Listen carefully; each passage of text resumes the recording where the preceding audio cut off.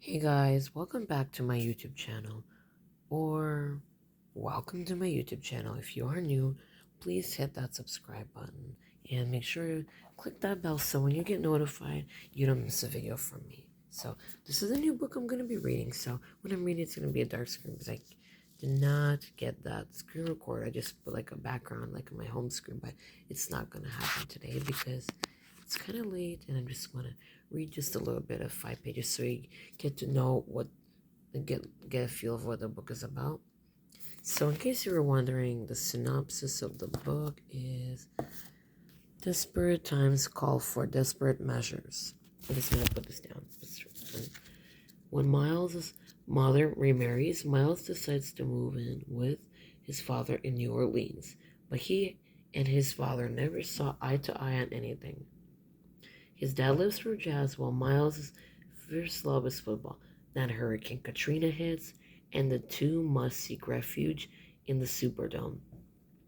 What would normally be a dream come true for a football fan, this safe haven soon turns into a nightmare as the power fails and gangs begin to emerge and take over. And when his father decides to rebel, Miles must make a choice that will alter their relationship and their lives forever. Okay, hope you hope you think it's good. I'm gonna start reading it. Okay, and also the author is Paul Volponi. Okay. Oh, okay, it says here. I know what. This is the start of it. No, it's not. But I'll just read it. No escape. The sound inside the Superdome had changed. There was a hum missing from underneath all that noise. The air was already getting thick and harder to breathe, and I figured out the AC hadn't come back on with the lights. The Superdome took another solid hit of wind, and a section of the roof ripped right off. You could hear the rivets pop and the metal tear. Everybody was staring right up. The hole was maybe 10 feet wide, and the sky behind it was black as tar. Then a second piece just as big flew off. Then the train started falling inside the football field, making a puddle on the artificial turf.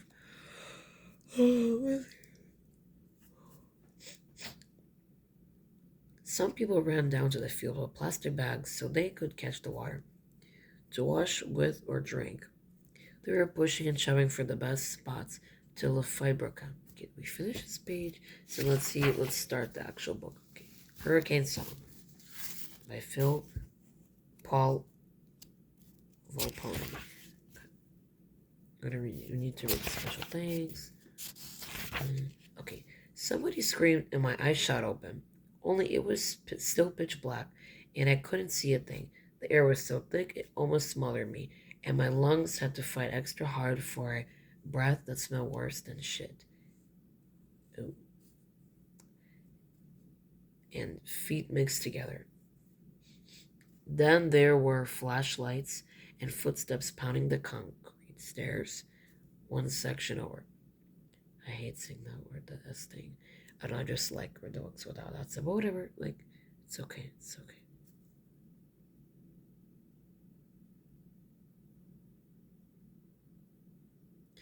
Then there were flashlights and footsteps pounding the concrete stairs one section over, and voices of frightened people running to hide from another gang of thugs. I reached next to me to feel for Pop, and on the other side for my uncle. I stopped trying to figure out how scared I was, or if the empty feeling in my stomach would ever quit. The sweat came down my face, stinging the corners of my mouth. Maybe it was 110 degrees. And then those flashlights disappeared and everything went dark again. It was like somebody shut the oven door on us. My back was stiff and straight in that fold-down seat, and my legs had gone numb, hanging over the row in front of me. A plastic garbage bag with everything I had inside was stuffed under my neck for a pillow. I thought about what Pop said when we first got the Superdome. Don't matter what you see or who needs what. They're not family. It's three of us and nobody else. And that's all it can be. The wind and rain had beat down on the dome like it was a giant drum. But now people were pounding at each other. There was a buzzing, and I guess the generators tried to kick back in. I apologize. Okay, back to reading. The rings of lights circling the stadium started to glow a little. They reminded me of halos over the heads of angels. Then I heard a baby cry with a shriek that nearly stopped my heart cold. And for the life of me, I didn't know if that baby was being born for or dying. Then chapter 1. I guess that's what it is. Yeah. Oh, when the saints go marching in. Oh, when the saints go marching in. Lord, how I want to be in that number. When the saints go marching in. Sunday, August 28th, 7:15 a.m. Late night after Pop finished his gig, he told me to collect up all the things I couldn't live without. He said that we were driving to a motel in Baton Rouge the next morning with Uncle Roy in his old Chevy because of Katrina. A monster hurricane now was coming. And Miles, call your mother. I want her to know you're okay. In case the phone lines get knocked out, Pop said. I'm not getting cussed at because she's worried sick over where you are. I'd been with Pop in New Orleans, maybe 2 months, since just after school let out. I'd spent summers with Pop before. But this time it was different.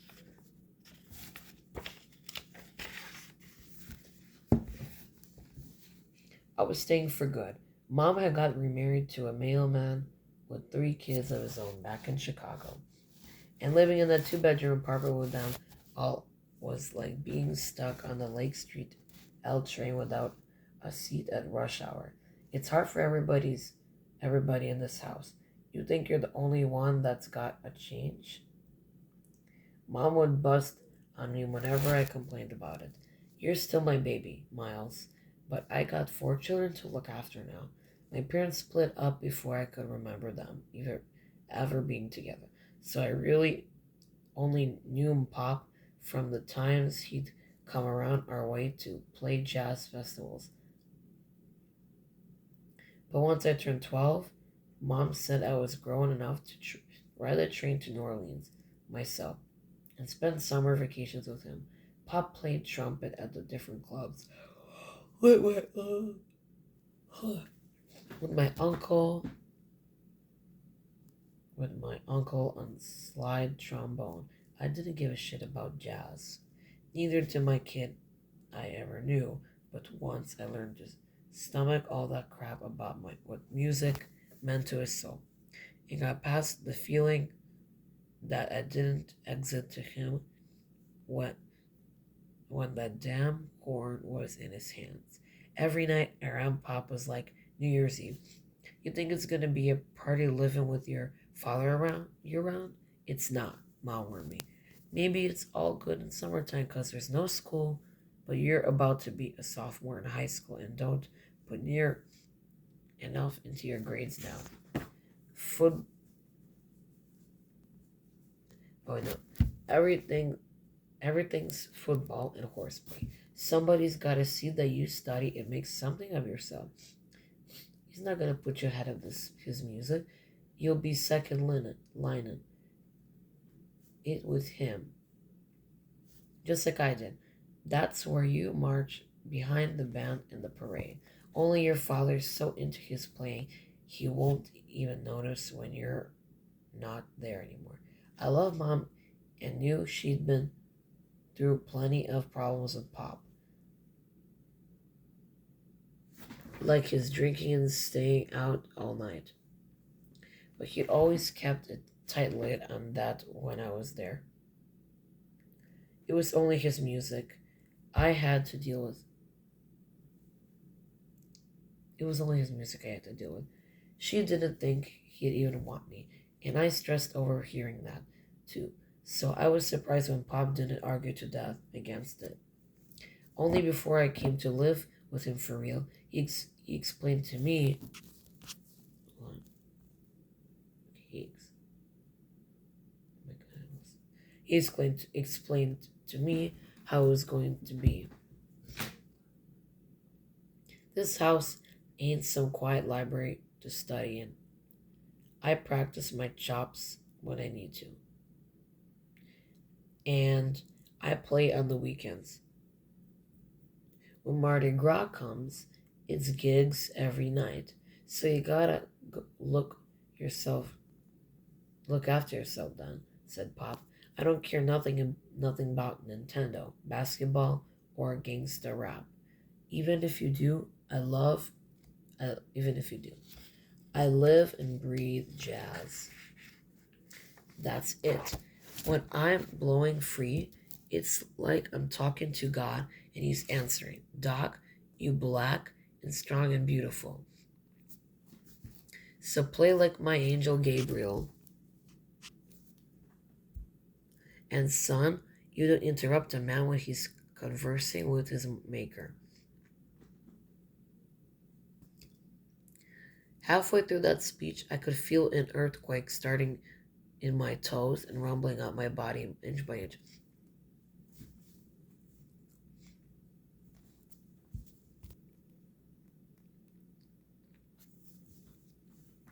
Like, oh, hold on, there's like something in my throat, stuck in my throat. I wanted to scream into the phone at Pop that if he ever put his trumpet down, he'd know I play football, not basketball. And maybe he'd still have a family instead of a bunch of tourists who clapped when he was finished playing and then went home. But I needed him to come through for me bad. I couldn't stomach Mom's new husband screaming at his kids every 2 seconds, or never having any private space of my own. So I kept my mouth shut while Pop laid out his rules, and I bit it all back. "Yeah, Pop," I answered. "Any way you want it." Before I left, Mom said, "Any way you want it." Before I left, Mom said, "Maybe the two of you can grow up and learn some responsibility together." Pop rented a tiny apartment over Pharaoh's. One of the time, one of the clubs where he played regular and got me a part-time job. His walls were painted pink and purple and had rank on him, calling it Skittle House. He nailed up black and white pictures of famous jazz players with old school nicknames like Satchmo, Dizzy, and Bird. "That's the Holy Trinity right there, son," Pop said. All those MC dogs and bandanas screaming. Okay, so it's the N word and the B word. I'm not gonna skip it. And the H word. Let's skip that. Sorry. Put together couldn't spit shine their shoes. There was a picture on the tabletop of Pop too. He was blowing his trumpet with his eyes shut tight.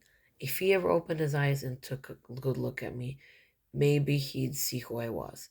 That I had my own mind about things and could think and feel for myself, and that what was important to him didn't mean shit to me. The first week I was there, everything was good. Pop spent lots of time with me, getting me settled in and registered for high school. It was almost like having a full-time father, something I never knew before. But then Pop's gigs started piling up fast, and he forgot all about me. Sometimes when Pop wasn't around, I'd open the case, and stare at his horn. It was all shiny and gold, but I could see the little dents in it.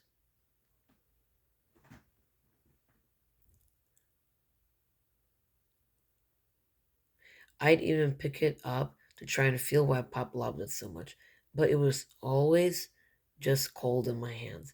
I never once saw Pop try to hold a football like that. Then I'd think about chucking his horn down the garbage chute and seeing Pop's face when he opened the case and it was empty. Pop's legal name was Terence Shaw, but everybody called him Doc because they said his horn would blow a lot life into anyone. No matter how stiff they were, the city morgue called again. Doc, Pop's friends would joke. They want to know if you could lighten their load by going down and playing a set. I'd just pretend to laugh along. I had a couch in the corner of the front room for my bed. There was a curtain I could pull. I could pull close for privacy, and I learned to sleep with that damn jazz pumping up through the floor from Pharaoh's. I'd made the freshman, sorry about that. I made the I'd made the freshman football squad at school back in Chicago last year. And was praying I'd make the varsity here. I love football because it gives you back everything you put in. It's that simple. If you tackle somebody hard enough, they'll never forget it. And they'll always watch over their shoulder for you. And when you got the ball in your hands, nobody takes their eyes off you. Not even the dudes playing in the marching band. I was expecting some new football gear for my birthday. Back in the middle of July, Mom sent me a watch in the mail, one with a metal band that yanked the hairs on my wrist every time I put it on. But when she called, I made a fuss over it anyway. Pop even asked me what I wanted for a present. I told him cleats and a new football. Then I came home from football practice the morning of my B day, and there was an African drum sitting on the couch with the card on top of it. That for me? I asked, ready to blow. Read the card and find out, answered Pop, with his arms folded in front of him. I skipped through the whole Hallmark message part and just saw the message with love, your father at the bottom. Thanks, Pop, I said super sarcastic. No wonder you play music by ear. You're such a good listener. And Pop walked off without saying a word, steamed as anything. We hardly talked to each other for a week, and I couldn't shake the feeling that I got giped out of a gift. Then one night in between doing sets of sit ups and push ups, I was resting on the couch with my arm hanging over the drum. I wasn't thinking about it.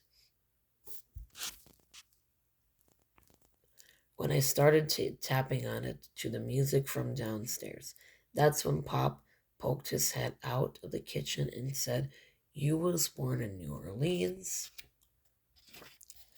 and named, or New Orleans, whatever. It was named uh, after Miles Davis, the most kick-ass trumpet player ever. You ought to be able to beat something respectable on that skin. And I don't want to hear no scientific crap about some genes skipping a generation." I didn't want to act like an ungrateful brat anymore, especially after Pop let me come live with him. So I eased up on him about the drum. "It's an all right present, I guess," I said, without any feeling. Football tryouts began in early August, with the final cuts coming when school started up in September.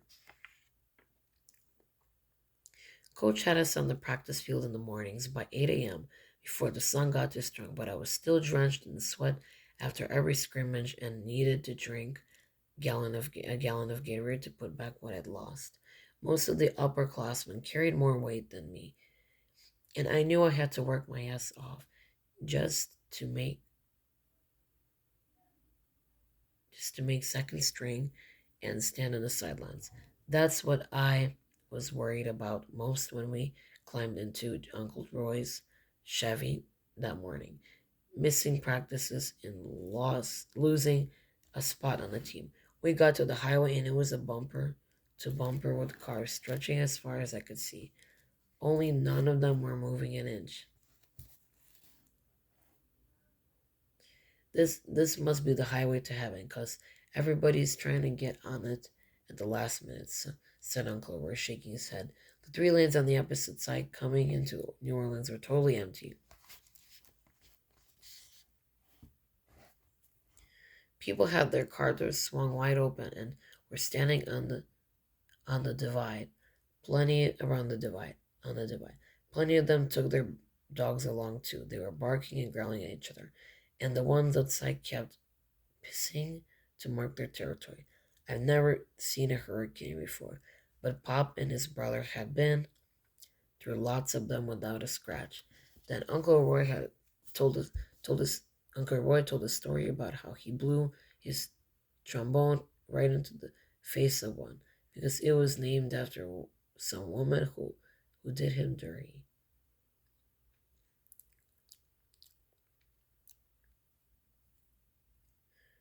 Florence, blowing all over town. Uncle Roy sang, drumming on the steering wheel, with Pop's voice joining him in the middle. You're so damn mean. You want my soul to drown. At first, I thought Pop was being paranoid about leaving. We lived on the second floor, maybe 15 feet over the street. I didn't know how the water could reach that high. The landlord had already boarded up all the windows, so unless the wind blew the roof off, I figured we'd be safe. I grew up with the cold winter hawk ripping down the streets in Chicago so hard you had to walk with your back to it. So I didn't scare off easy. But the news reports said Katrina was the hurricane everybody always feared. That because she was so powerful, and since New Orleans was built below sea level, the whole city could get swallowed up in a flood if the levees on the river ever busted. And even the mayor said people had to evacuate. Pop packed his horn that was automatic, but when he grabbed his gig book that he listed every place he'd played and he was signed by everybody he'd ever jammed with, I knew he was worried about coming back.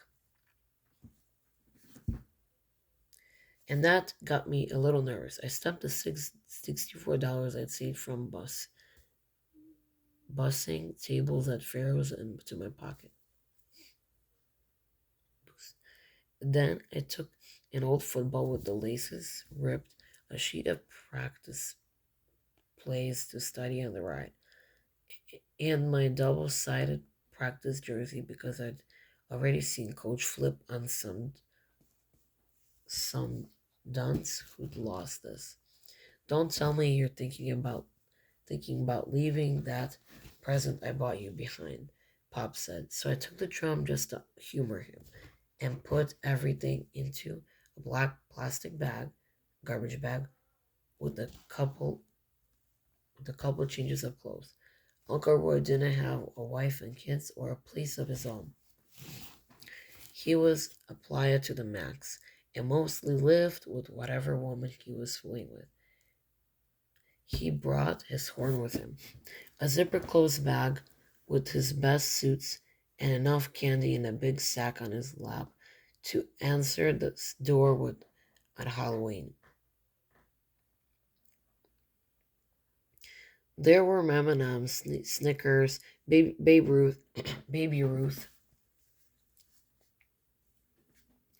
and Three Musketeers bars all mixed together, and in between smoking cigarettes, he'd gobble them down. I tried to snap on my uncle, calling him Sweet Tooth Shaw, but he rolled it back on me.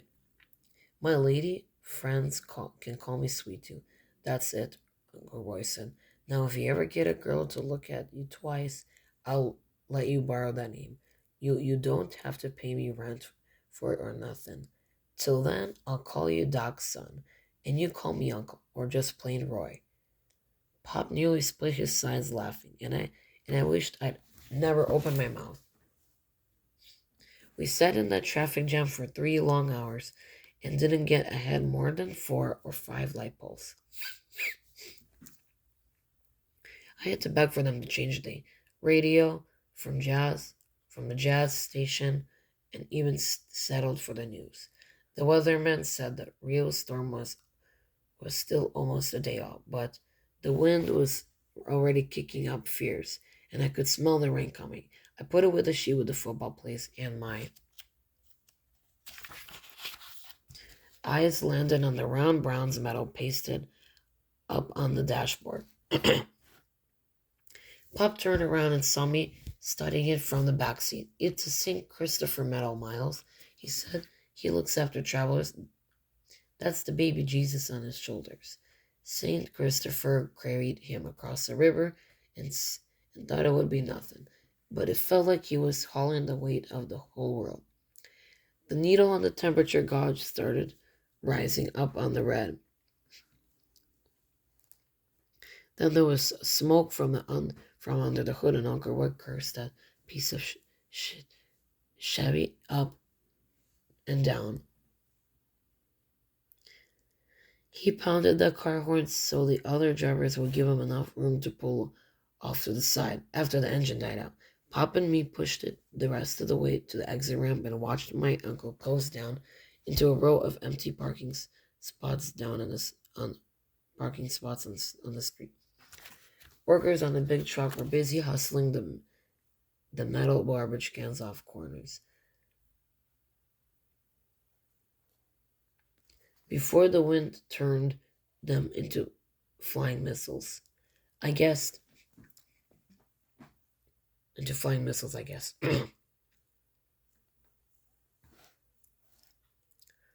All morning, the radio said Superdome was the only safe place for anybody staying behind. Sorry about that again. We could only see the top of it from where we were, and scrapped the motel idea. No choice from here, Doc, said Uncle Roy. Guess not. Pop, come back. Pop came back. Uncle Roy opened the trunk and looked at sorry again. And all his shoes lined up there in pairs. Since he didn't have a house, the trunk was like a closet to him. I just sprayed the water seeps in here, he said, slamming it back down. Hang on tight, I'll be back for you, my babies. Then Roy pulled an empty green duffel bag from under the driver's seat. With the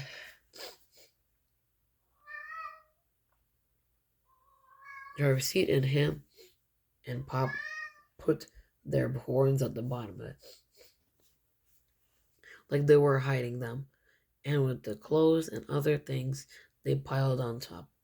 That bag got so heavy I was the only one who could carry it without stopping to rest every minute.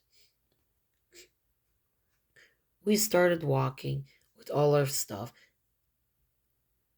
and if Pop and Uncle Roy weren't with me, I'd have probably felt like I was running away from home. The Superdome is huge and takes up 4 or 5 blocks easy. It looks like a cross between a concrete flying saucer, all around and smooth, and some kind of nuclear reactor. The New Orleans Saints pro football team plays there. I'd heard that's where the city's championship high school game gets put on too. I'd never been inside it before, but I was hoping the first time I set foot in the Superdome, I'd be playing for the city title instead of running from a storm. Everybody on the streets around us was headed there too. Young people, old people pushing shopping carts loaded up with their things and whole families. Okay, guys, thank you so much for watching this, listening to this video. And I hope you click that subscribe button, and please also comment and let me know how I'm reading. Just comment something nice. I really would enjoy some comments or something like that. Anyways, thank you so much for watching. Bye, everybody.